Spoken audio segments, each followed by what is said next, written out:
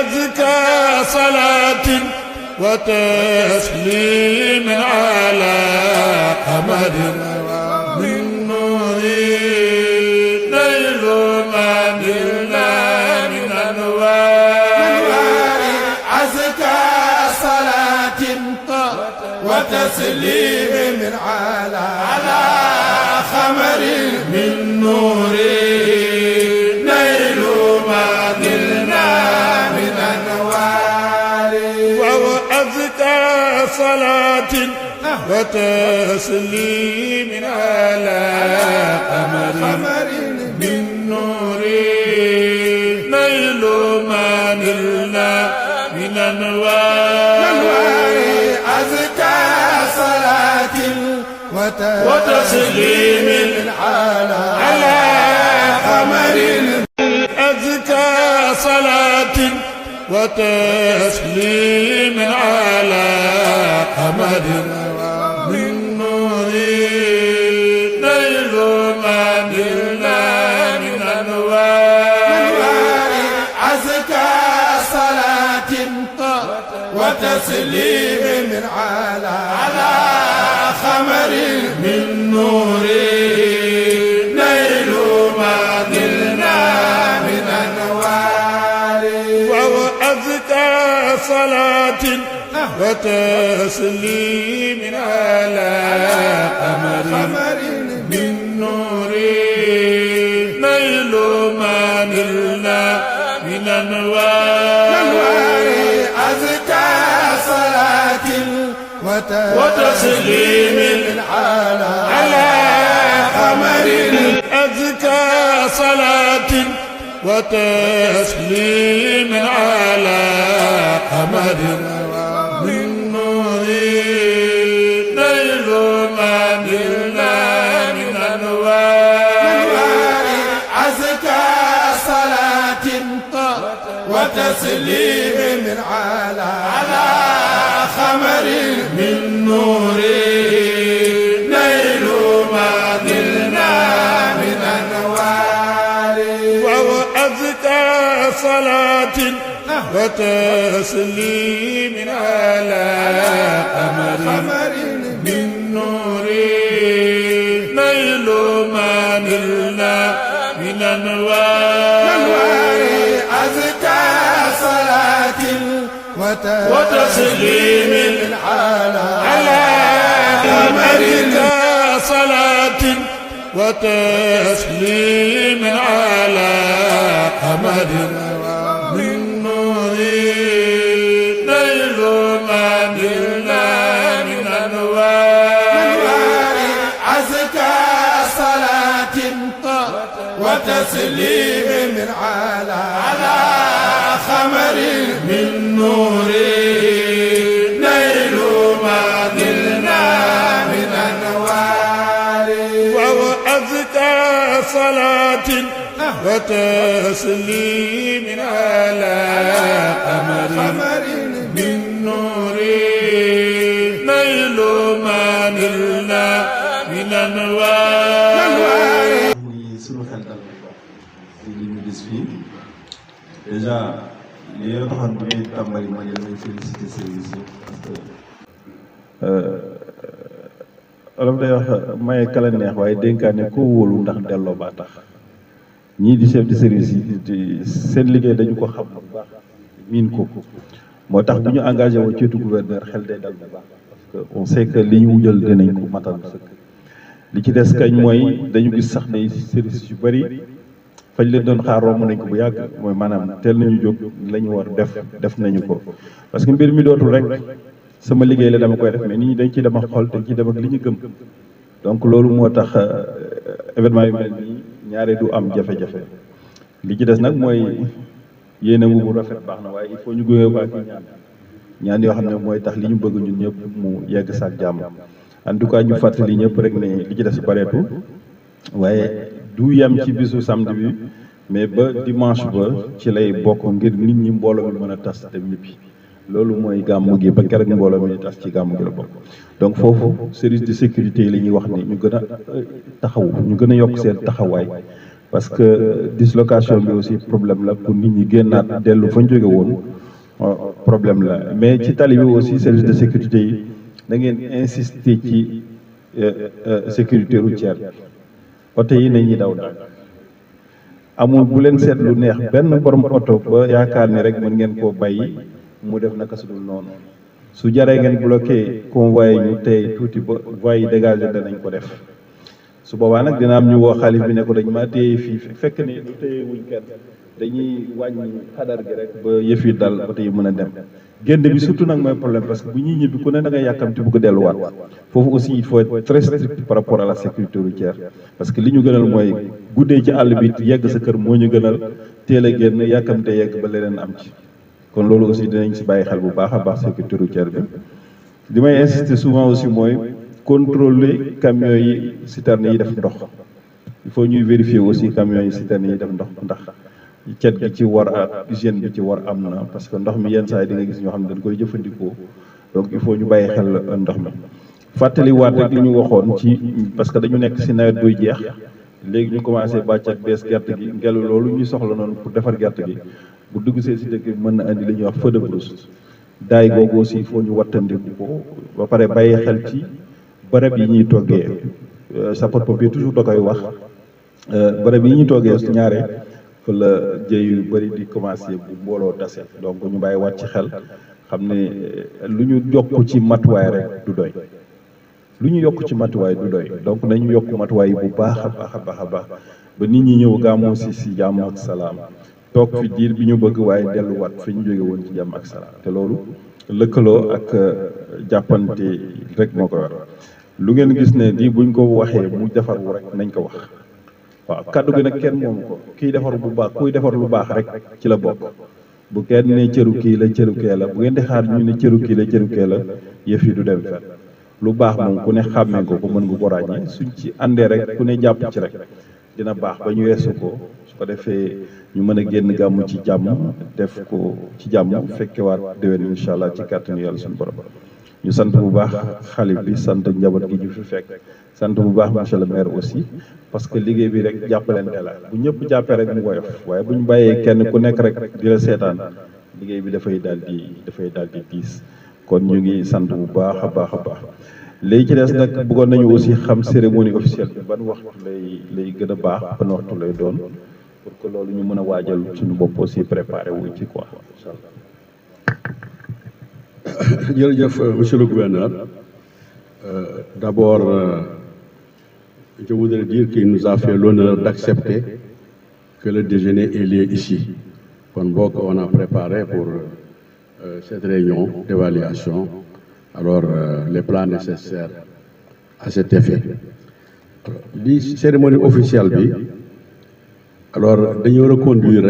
les mesures d'Ao. C'est-à-dire limiter le tout à 2 heures de temps au maximum. Des dispositions ont été prises pour que ça soit dit de façon très claire, pour que quelqu'un l'âme il faut le dire de façon très claire. On a tenu une réunion du comité d'organisation. J'ai constaté les défaillances de l'année dernière en ce qui concerne l'application des directives, n'est-ce pas? Je leur ai dit, dites que le calife a décidé que si vous ne voulez pas vous engager, ou si vous ne partagez pas ce que je dis, dites que c'est le calife qui a dit ceci ou cela. Pour que le temps de parole soit alors indiqué à chaque orateur, y compris les représentants alors de nos illustres et éminents chefs religieux à Tivaouane et à Touba. Alors, au maximum, le temps de parole est de 15 minutes. Et c'est pour l'exposer, alors, de Khalifa Sissé,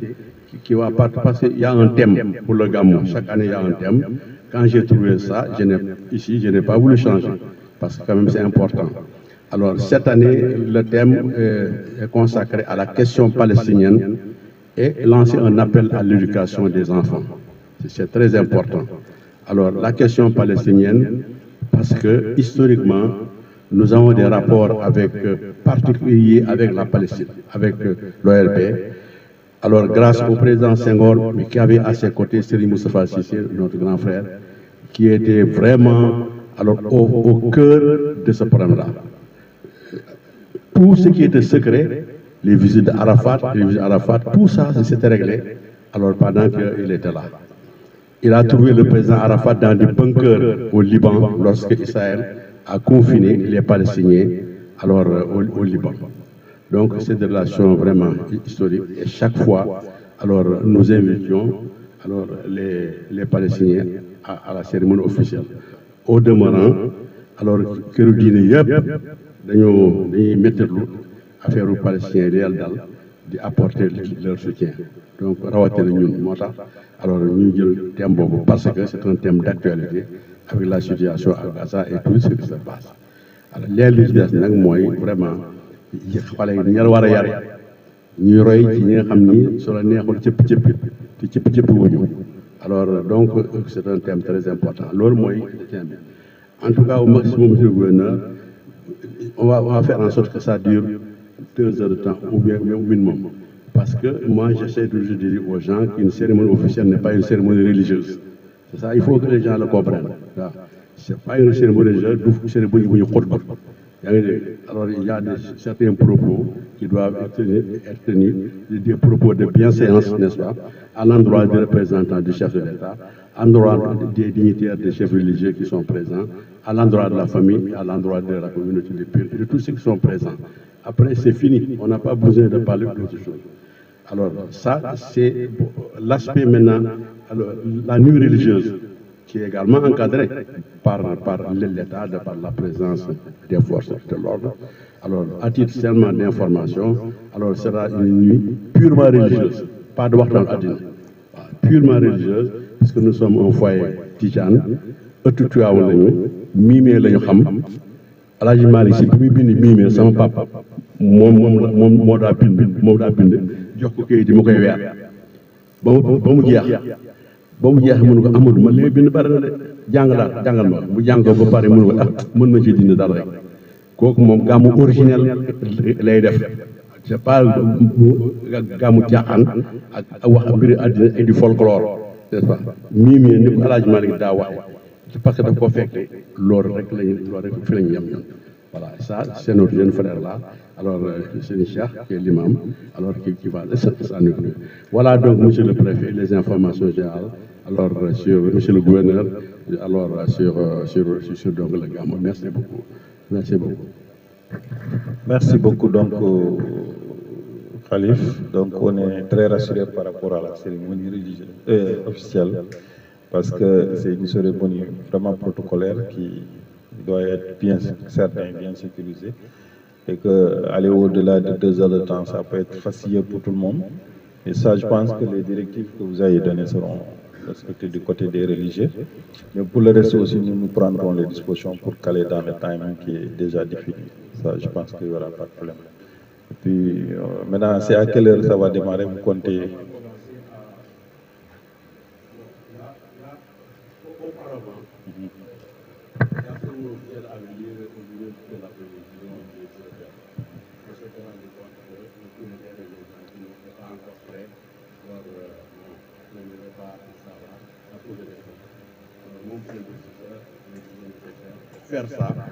De faire ça alors le soir. Bon, alors les autorités officielles, bon, nous serons en contact parce que le Gamou va commencer officiellement à 19h30. À 19h30. Bon, l'année dernière, les autorités officielles étaient là après 18h, n'est-ce pas? Bon. Nous convoquons les gens sur le plan de, en ce qui concerne les cartes d'invitation, on met 17h30, 18h. Mais c'est pour que les gens arrivent et que nous xaar alors nekk foofu timis jot cérémonie commencé ñu koy interrompre. On a estimé que suñuy teel a ñëw ba toog alors julli timis dinañ fi xaj comme ça ñu commencé nekk à 19h30. 19h30 comme ça à 21h30 nit ñi dinañ mën a dem voilà. Suñu ko defee 19h30 nit ñi dañu am temps añ noppalu ñëw tranquillement ci tente bi guddi gi aussi su paree 21h30 dinañ mën a noppalu reer yi noppalu et tout ça et le Gamou alors ñu commencé ko à 1h du matin waaw vraiment de façon très aérée pour que nit ñi alors bañ a sonn lool quoi loolu daal mooy le programme général vous avez bien fait de me le rappeler monsieur le gouverneur. Donc 19h30, on peut retenir 19h30 à démarrage pour la cérémonie officielle. Donc là, on va s'organiser pour être là à 19h30, Inch'Allah. Voilà, donc ça c'est réglé. Maintenant, le reste, c'est vraiment des remerciements à l'endroit de tout le monde. Hein. Donc, surtout vous, parce que, en fait, le repas d'aujourd'hui n'était pas compris dans le contrat de confiance qu'on avait. Mais si vous décidez de le donner, c'est par votre générosité, nous vous remercions. Remercier aussi la mobilisation de l'ensemble des services de l'État qui sont ici, et aussi du comité d'organisation. Il nous a beaucoup appuyé parce que, en réalité, les CDD, CLD, CDD, CRD, le point de départ, c'est le comité d'organisation qui nous donne une feuille de route et sur la base de cette feuille de route, on améliore au fur et à mesure qu'on avance. Et donc, le comité d'organisation, nous tenons à les remercier. Maintenant, le travail aussi va continuer parce que c'est un travail d'accompagnement de l'ensemble des services. Et chaque fois qu'il y a problème, privilégier ce qu'on appelle le contact direct. Appelez le responsable chef de service pour lui dire qu'il y a manquement ici, manquement ici. Si vous ne parvenez pas à le jeune, c'est à partir de ce moment que vous appelez le sous-préfet ou le préfet. Mais il y a des choses, on les règle, c'est tenante. C'est-à-dire quand on appelle le préfet ou le sous-préfet pour lui dire que tel service n'a pas géré ceci ou cela, le préfet, il ne peut pas le régler tout de suite. Ce n'est pas un technicien, il appelle le chef de service. Donc, il vaut mieux éviter ce triangle-là et appeler directement le chef de service. C'est pourquoi on essaie de jouer, de faire un link entre le comité d'organisation et l'ensemble des services pour être très pratique. Et donc, ça règle beaucoup de problèmes. Maintenant, il y a des problèmes souvent qui dépassent et on peut saisir l'autorité administrative. Mais pour le reste, il n'y aura pas de problème parce que c'est déjà huilé, les gens ont l'habitude de le faire, donc nous vous encourageons. Maintenant, le reste, c'est de prier pour que les choses se passent très bien. Et nous réitérons au Khalife notre disponibilité, la disponibilité de toute l'administration pour vraiment arriver à une bonne organisation. Jusqu'au jour J, au lendemain même du jour J, nous sommes disponibles pour voir quelles sont les difficultés qui se dressent et nous allons ensemble essayer de voir comment lever toutes les contraintes pour permettre aux pèlerins d'être à l'aise et aussi pour permettre à la famille de passer une bonne activité religieuse. En tout cas, notre disponibilité est renouvelée en temps réel. Et vous pouvez compter sur vraiment l'ensemble des chefs de service. Nous remercions tout le monde aussi, et surtout la mairie, la commune et le conseil départemental aussi. Nous tenons à vous dire merci pour les engagements pris et qui seront forcément respectés parce que vous l'avez toujours fait et ça a été toujours le cas. En tout cas, nous tenons à vous remercier. L'ensemble de l'équipe du département, le maire avec son équipe municipale aussi, parce que l'équipe municipale joue un rôle important dans ce dispositif par rapport à l'organisation. Et ensemble, nous continuerons à gérer cette activité jusqu'au lendemain, jusqu'au lundi, pour dire qu'effectivement tout se passe bien, jusqu'à la démobilisation totale. Et c'est à partir de ce moment qu'on va penser maintenant à l'année prochaine. En tout cas, ñu ngi sant ñëpp di gërëm ñëpp te mën nañ ko tëj ak ñaan comme niñ ko tëjee woon ak ñaan su ko defee ñu mën a yëkkati jotaay bi. إياك نعبد وإياك نستعين اهدنا الصراط المستقيم صراط الذين أنعمت عليهم غير المغضوب عليهم ولا الضالين إن في اختلاف الليل والنهار لآيات لأولي الألباب الذين يذكرون الله قياما وقعودا وعلى جنوبهم ويتفكرون في خلق السماوات والأرض ربنا ما خلقت هذا باطلا سبحانك فقنا عذاب النار ربنا إنك من تدخل النار فقد أخزيته وما لظالمين من أنصار ربنا إننا سمعنا مناديا ينادي للإيمان أن آمنوا بربكم فآمنا ربنا فاغفر لنا ذنوبنا وكفر عنا سيئاتنا وتوفنا مع الأبرار ربنا وآتنا ما وعدتنا على رسلك ولا تخزنا يوم القيامة إنك لا تخلف الميعاد ولا تخزنا يوم القيامة إنك لا تخلف الميعاد ولا تخزنا يوم القيامة إنك لا تخلف الميعاد ربنا آتنا في الدنيا حسنة وفي الآخرة حسنة وقنا عذاب النار ربنا لا تزغ قلوبنا بعد إذ هديتنا وهب لنا من لدنك رحمة إنك أنت الوهاب ربنا اغفر لنا ولإخواننا الذين سبقونا بالإيمان ولا تجعل في قلوبنا غلا للذين آمنوا ربنا إنك رؤوف رحيم اللهم اجعلنا من كل أمر فرجا ومن كل ضيق مخرجا ومن كل عسر يسرا ومن كل فاحشة سترا وعلى كل خير سبيلا صلاة تفتح لنا بها أبواب الرضا والخير والتيسير وتغلق بعنا أبواب الشر والشقاوة والتعسير وتكون لنا بها وليا ونصيرا أنت ولينا ومولانا فنعم المولى ونعم النصير وزدنا من فضلك الواسع بجودك وكرمك يا كريم يا حنان يا ديان يا منان اللهم صل على سيدنا محمد الفاتح لما أغلق والخاتم لما سبق الناصر الحق بالحق والهادي إلى صراطك المستقيم وعلى آله حق قدره ومقداره العظيم سبحان ربك رب العزة عما يصفون والسلام على المرسلين والحمد لله رب العالمين